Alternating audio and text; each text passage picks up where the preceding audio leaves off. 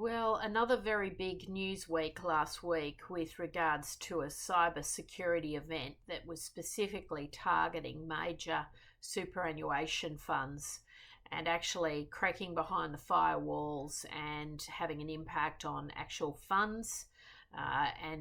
This is all going to be sort of uncovered in the weeks ahead. But, some of our highest profile, largest superannuation funds have been impacted. So we're talking about organisations like Australian Super and the like.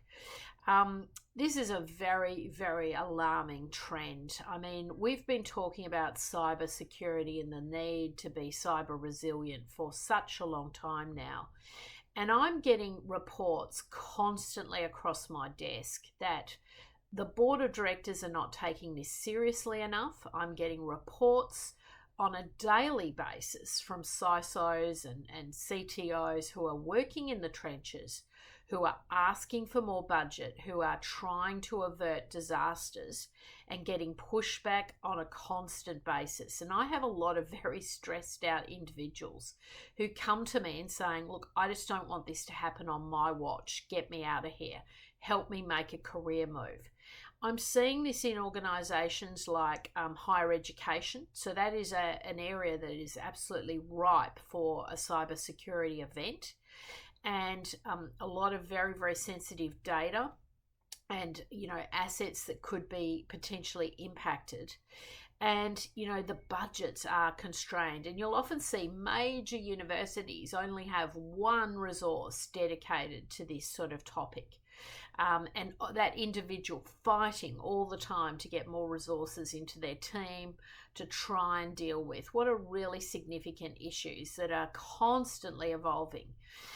Right across banking, financial services, we know there are challenges there. And for the superannuation funds, which are quite frankly sitting on more than enough budget for IT and cybersecurity protections, for this to happen on their watch, big warning for the board directors sitting on those boards, because I think there'll be a lot of questions asked, particularly after this most recent breach, because we're not talking about data being breached.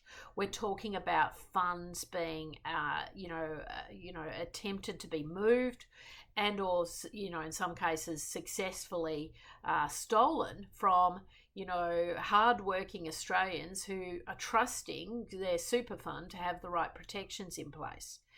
I have a number of people who come in and do the audits of these major organisations before and after these major events.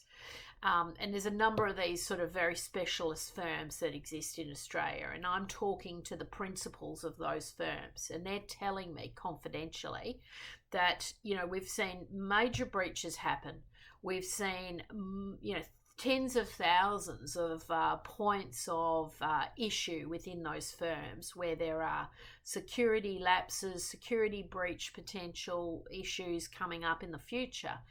And yet the board are saying, well, look, we don't want to spend that much on that problem. We want to cover this problem up. We want to sort of, put a Band-Aid solution on this. This will be addressed down the track. And, it's just going to be, we are going to see a cyber pandemic at some point in this country. And I'm very concerned it could be sooner rather than later. This was a major, major set of circumstances that happened last week. So as a board director, I really strongly encourage you to go and read up on it.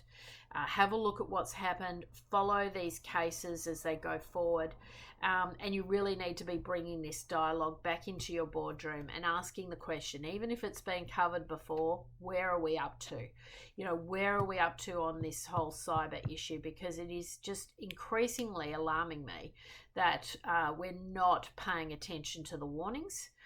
Everyone's talking a good talk, but then continually we're seeing these big major breaches. And it's not just about data anymore. It's not about data being hacked.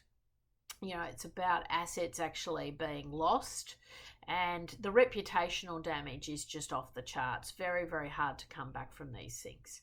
So interesting times, but certainly a time for board directors to really take note, follow this particular set of circumstances, see where the issues lie and how this might apply to your organisation and what needs to happen from here.